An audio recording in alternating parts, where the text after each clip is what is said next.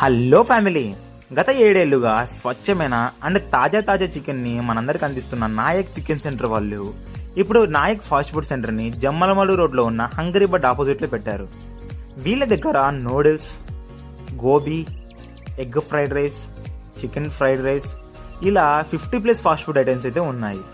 And వీటితో పాటు chicken pakoda, chicken leg piece, chicken lollipop and chilli chicken కూడా ఇక్కడ ప్రిపేర్ చేస్తారు.